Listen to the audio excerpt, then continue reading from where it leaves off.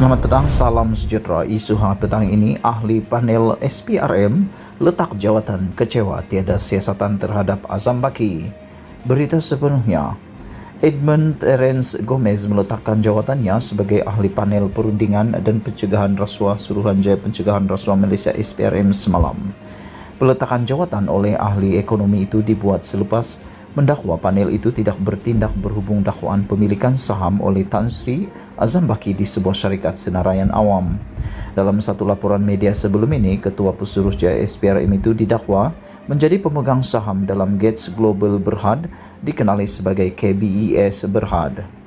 Beliau memegang 1.930.000 saham pada 30 April 2015 dan 1.029.500 saham pada 31 Mac 2016.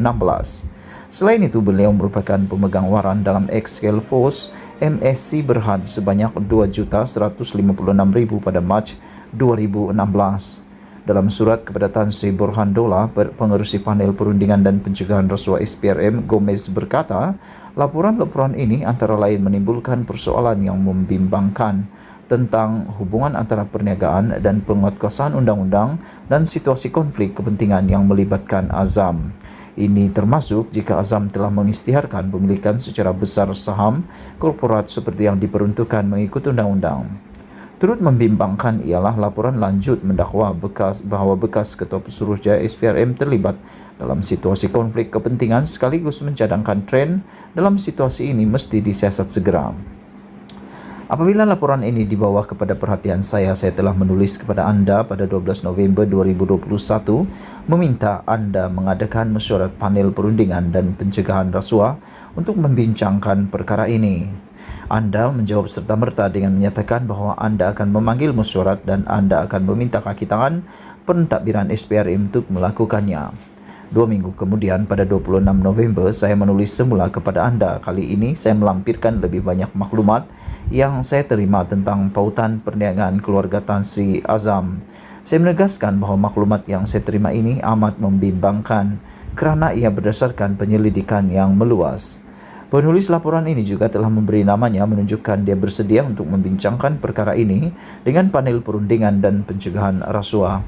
Saya juga membawa perhatian kepada anda tentang editorial laman webnya telah digumendam selepas laporannya mengenai SPRM diterbitkan. Saya tidak menerima respon daripada anda untuk surat ini, jelas Gomez dalam surat tersebut.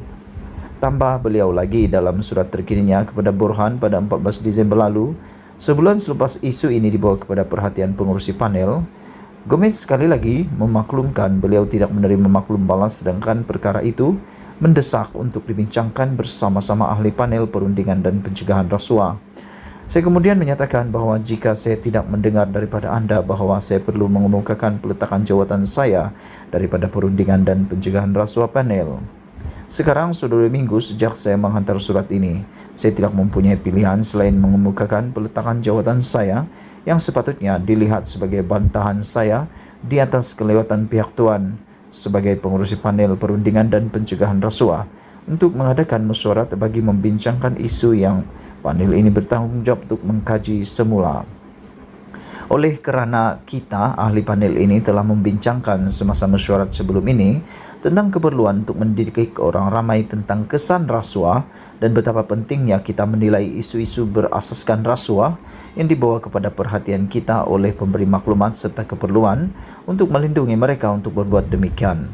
Saya mendapati kelewatan ini untuk mengadakan mesyuarat tidak wajar, malah amat tidak bertanggungjawab. Tegas Profesor Fakulti Ekonomi dan Pentadbiran Universiti Malaya itu lagi. Lebih-lebih lagi apabila panel ini tidak bertindak atas laporan yang melibatkan Ketua Pesuruhjaya SPRM yang masih bertugas, ketidakpedulian panel sebagai penasihat pada institusi anti rasuah ini merupakan pengabaian tugas yang serius kepada negara. Seperti yang anda sedia maklum, saya telah menulis mengenai perkara ini kepada Tan Sri Abu Zahar Ujang, pengerusi Lembaga Penasihat Pencegahan Rasuah SPRM. Saya kini telah menulis kepada Tan Sri Abu Zahar sebanyak 3 kali, memberikannya maklumat yang sama yang saya hantar kepada anda. Saya telah mencadangkan kepada Tan Sri Abu Zahar supaya Saya menghadiri mesyuarat lembaga pengarah untuk membentangkan laporan ini kepada ahlinya. Tan Sri Abu Zahar belum menjawab surat saya. Mungkin dia tidak menerima surat-surat ini, tetapi saya telah diyakinkan oleh ahli lembaga pengarah yang lain bahawa ini tidak berlaku. Saya amat kecewa kerana lembaga penasihat tidak bermesyuarat untuk membincangkan perkara ini, walaupun selepas ia dibangkitkan di Parlimen pada 14 Disember 2021 dan dilaporkan secara meluas di media, ujarnya. Gomez menambah, beliau juga amat prihatin bahawa